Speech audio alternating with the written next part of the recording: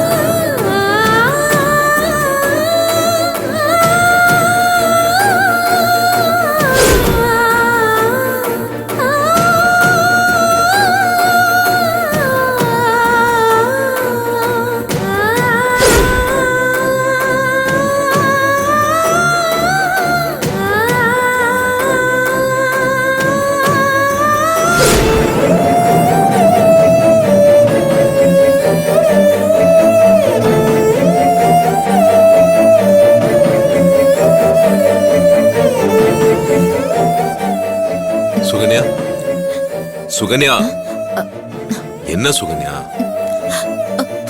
என் பொண்ணு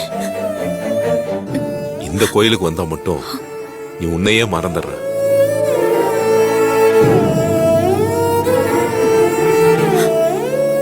மீனா. சார், உனக்கு என்னமா ஆச்சு? சார், இந்த கோவில் இந்த கோயில்ல தாமா நாங்க எங்க பொண்ணையே தொலைச்சோம். சார், நான் இந்த கோயில இதுக்கு முன்னாடி எங்கேயோ பார்த்திருக்கேன் சார். இதுக்கு முன்னாடி இந்த கோயிலுக்கு நீ வந்திருக்கியாமா?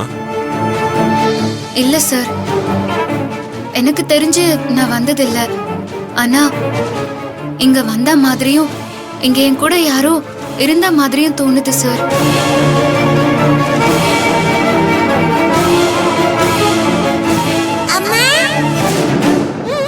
சுகன்யா, இல்லம்மா சார். எனக்கு சுகன்யா, எனக்கு இங்க வாங்க. ஏங்க இங்கதானுங்க, இங்கதாங்க நம்ம இந்துவை உட்கார வச்சு கொலுசு மாட்டி விட்டேன். ஞாபகம் இருக்கா உங்களுக்கு? ஞாபகம் இருக்கா? இங்கதாங்க, இங்கேதான். அங்க எங்க போற? இங்கதாங்க, இங்கேதான் இங்கதான் நம்ம இந்துவை உட்கார வச்சு சாப்பாடு ஊட்டி விட்ட ஞாபகம் இருக்கா? இங்கேதான், இங்கேதான். அங்க